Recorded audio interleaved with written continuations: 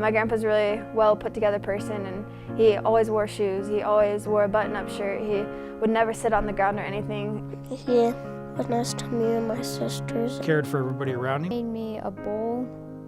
Well, he made me 2 bowls. My Grandpa Hartman was a good guy. He was really fun to joke around and tease with. He taught me how to be a good neighbor. Dwayne was always so good about letting me borrow anything. He's just an awesome guy. You don't find people like him very often. He was like my second dad. I asked him out on a date because it was a girl asked boy. It was a birthday party and my friend was having it, and she asked that the girls ask the guys, and so I asked the boy that I was really liking at the time, and he couldn't make it because he had to work. And so then I asked Grandpa, and he said, I'd like that. I'd like to go.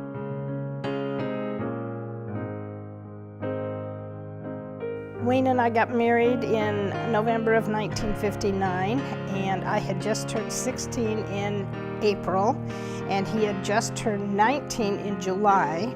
And we had been married about 5 years, and we were actually really trying to have children, and we found out that we couldn't. So we adopted one child in North Carolina, and her name was Corinne, and that was in 1964.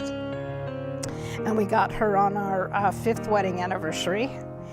And then after we got her, we moved back to the West Coast, and we went to Bremerton, Washington, and we were there for a very short time. And we adopted our son, Nathan. And while we were waiting to go to court on the final papers on Nathan, then I found out I was pregnant with Jason. So we just had the 3 children.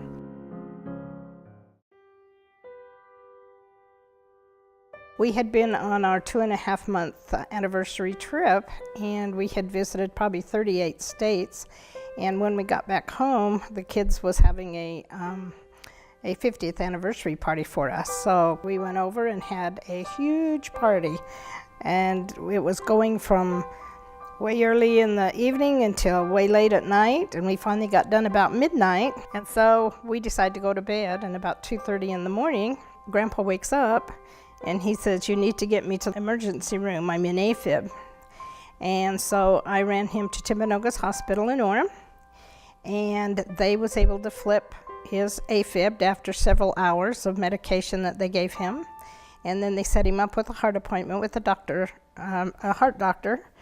And when he went to this heart doctor for his heart examination, the doctor told him his heart was fine, but he had problems with his lungs, and he needed to get to an oncologist quickly. And that's when we found out that he had cancer in his lungs.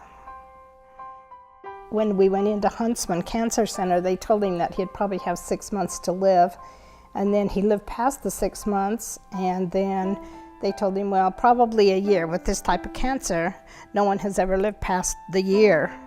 And then he lived past that year. And so then he asked the oncologist, now what? And he said, I don't know what. He said, I don't know what to tell you. He says, because he says, most people die from this type of cancer within that year period. And he said, whatever you're doing, keep doing it. And so Grandpa went home with the attitude he was going to fight this, and we weren't looking back. We were going forward, and we're not going to cry about it. It is what it is.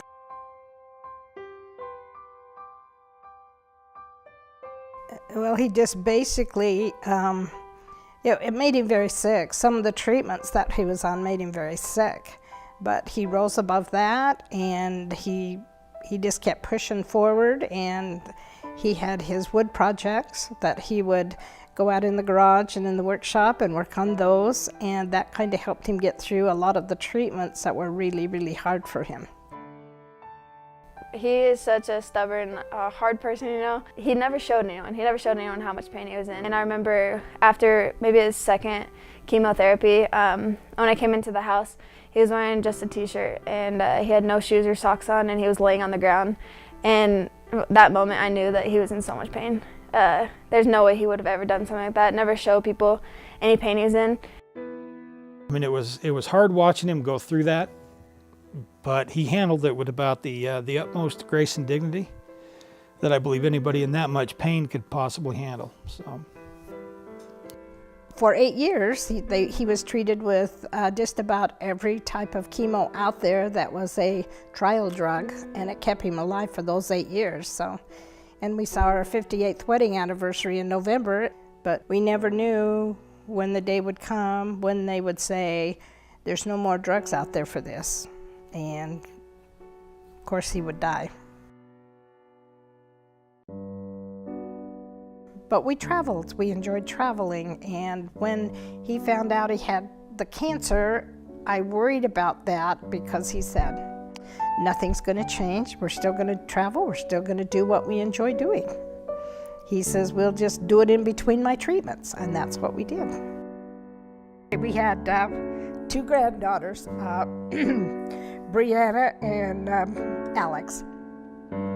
Alex was living in Billings, Montana at the time, and we had invitations to go to her college graduation. It was just so cool to see him come up there because I knew he was having a hard time. He couldn't breathe, but he was up there cheering me on. And after we got done with hers, I told Grandpa, I said, we don't have to go back to Alex's. In fact, we don't even have to go to Brianna's if you don't want to. And he says, no, we've done it for all the other kids, and we're gonna do it for her, for these kids too. And that was crazy that he even had the courage to, or the strength to come out and to do that. So anyway, when we went to Idaho for Brianna's, he opted out of actually going to her graduation because his immune system was so low.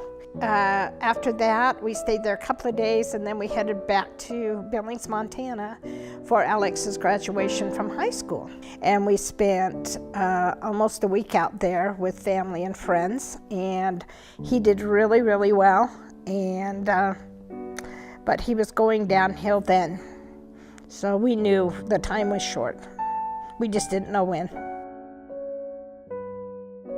I remember when I found out that Wayne was going to stop cancer treatment and that he was just going to let cancer take its course, that there wasn't he told us that there was not a whole lot that the doctors could do.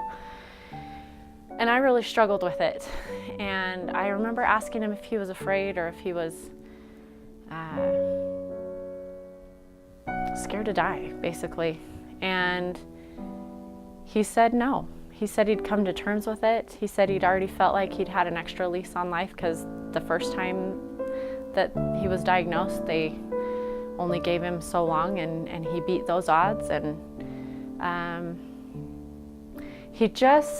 I don't know, it struck me as, wow, if I'm ever in that position, I want to have lived my life so well that when it's time for me to go, that I can just be like, I'm happy. I lived my life, I made a difference, and I'm ready.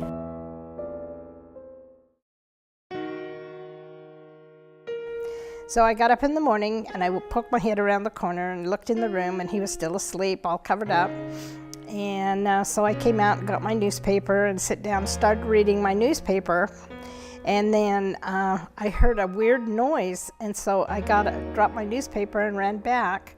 And he had actually gotten out of his recliner, which he couldn't do by himself, and had gotten up and had fallen. And he was on his way out at that time.